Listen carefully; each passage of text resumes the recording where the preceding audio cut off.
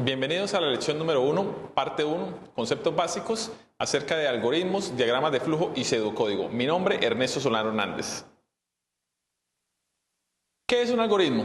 Algoritmo es un conjunto de pasos, procedimientos o acciones que permiten realizar o alcanzar un resultado o solución a una situación problemática presentada. En la vida diaria nosotros nos encontramos con muchos algoritmos. Cuando nos levantamos en las mañanas, cuando vamos a dirigirnos a la universidad, al colegio, a ir al trabajo, regularmente nosotros realizamos una serie de pasos y sin darnos cuenta que eso es lo que llamamos un algoritmo.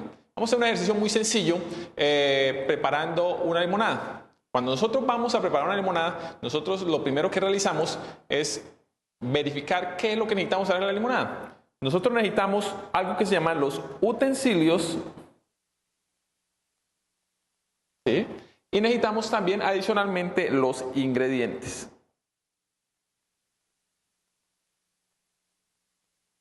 Con estos dos elementos, los utensilios y los ingredientes, nosotros empezamos a hacer una serie de pasos, ¿como cuáles? Primero cortar los limones, luego hacer sacar el zumo de la limonada, el zumo de limón.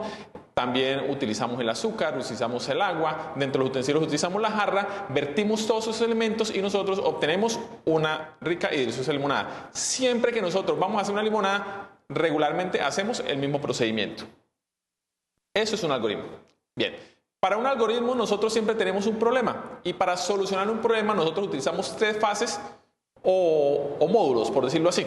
Dentro de esos tenemos el primero que es el análisis, el segundo la construcción y el tercero la verificación. En el análisis, ¿qué realizamos? En el análisis nosotros simplemente lo que realizamos es un estudio minucioso de la situación problemática. ¿Para qué? Para determinar qué es lo que necesitamos inicialmente y a dónde nosotros tenemos que llegar. Partiendo de esos dos elementos, entonces ya pasamos nosotros a la construcción. ¿De quién? De ese algoritmo. ¿Cómo lo hacemos? Pues simplemente utilizamos los datos de entrada y los datos de salida para saber qué es lo que necesitamos para llegar nosotros a la solución de esa situación problemática.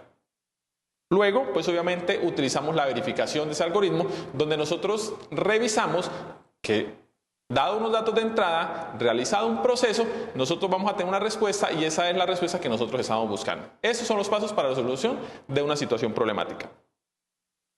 Bien. Luego vamos a encontrar las características de un algoritmo. Las características de un algoritmo son tres. Es indispensable que nosotros encontremos ¿qué es la precisión? La precisión es el procedimiento a seguir que debe ser claro y los pasos deben estar definidos. Lo vimos cuando hicimos la limonada. Cada uno de los pasos tienen que ser certeros. Nosotros siempre empezamos cortando limones, después sacando el zumo y después vertiendo los elementos. El segundo paso que vamos a encontrar nosotros es el determinismo. ¿Qué significa? Que al ingresar datos semejantes debemos obtener resultados similares. Si nosotros cuando vamos a hacer una limonada, en lugar de utilizar limones, ¿sí? Vamos a utilizar otro elemento como son las naranjas, obviamente no vamos a tener limonada, pero vamos a tener otra bebida basada en naranja, pero vamos a utilizar exactamente los mismos pasos. Entonces, al ingresar datos semejantes, vamos a obtener resultados similares, en este caso, una deliciosa bebida. Y la tercera característica es la finitud. Todo algoritmo debe tener un comienzo y un final, independientemente de la complejidad que tenga el mismo.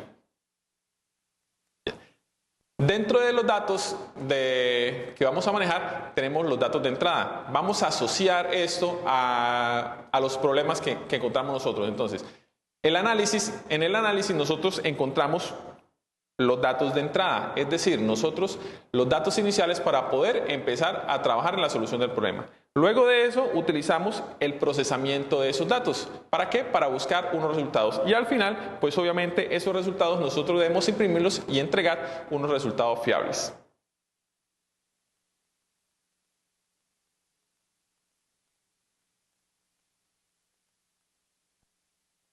¿Qué es un diagrama de flujo? Un diagrama de flujo simplemente es la representación gráfica de ese algoritmo. Ese conjunto de pasos nosotros lo podemos representar gráficamente. Es de una gran importancia porque dependiendo de ese diagrama de flujo nosotros podemos crear programas. Obviamente necesitamos que haya independencia del lenguaje. Es decir, cada uno de estos símbolos que nosotros utilizamos han sido generados o han sido dados por la ISO y por la ANSI, que son entidades internacionales de carácter de estandarización. Entonces encontramos que un algoritmo puede ser de la siguiente forma. como lo vemos acá. Ahí tenemos algunos símbolos o elementos como es el inicio, el final, la lectura de los datos, el procesamiento de los mismos y la impresión de los resultados. En la parte derecha, acá, vamos a encontrar una serie de símbolos y elementos que vamos a poder utilizar en la construcción de diagramas de flujo. Bien, hay algunas reglas precisamente para la creación de esos diagramas de flujo. Primera regla, inicio y fin. Como ya lo habíamos dicho antes, nosotros aquí manejamos el concepto de finitud, es decir, inicio y fin de un algoritmo o de un diagrama de flujo. No pueden haber ciclos abiertos. Bien, la segunda regla nos habla de las líneas rectas, ¿sí? Que deben ser horizontales y de forma vertical. Las líneas no se pueden ni deben ser inclinadas y tampoco deben cruzarse entre ellas. La tercera regla es que las líneas deben ir conectadas siempre a un símbolo. Como observamos, siempre hay a un símbolo de lectura, a uno de asignación, a uno de decisión, a uno de impresión o a los conectores o a los de comienzo y fin de resultados. Otra regla es que se debe realizar de arriba a abajo y de izquierda a derecha. La siguiente nos habla acerca de la notación. Ya lo habíamos dicho, la notación debe ser independiente del lenguaje. ¿Para qué? Para que cualquier persona en cualquier parte del mundo que pueda leer ese diagrama de flujo lo pueda interpretar y de una vez lo pueda realizar en un lenguaje de programación. La siguiente regla son los comentarios. Los comentarios son muy importantes en las tareas complejas. Por eso deben colocarse comentarios cuando nosotros realizamos un diagrama de flujo. Los conectores deben ser adecuados y numeración de páginas en el caso de que el diagrama de flujo ocupe más de una página. Y por último, que siempre debe llegar solamente una línea de datos a cada uno de los símbolos que nosotros encontramos. Estas son las reglas principales para la creación de diagramas de flujo. Espero esta información les sirva. Los esperamos en una segunda parte, precisamente de conceptos básicos de diagramas de flujo.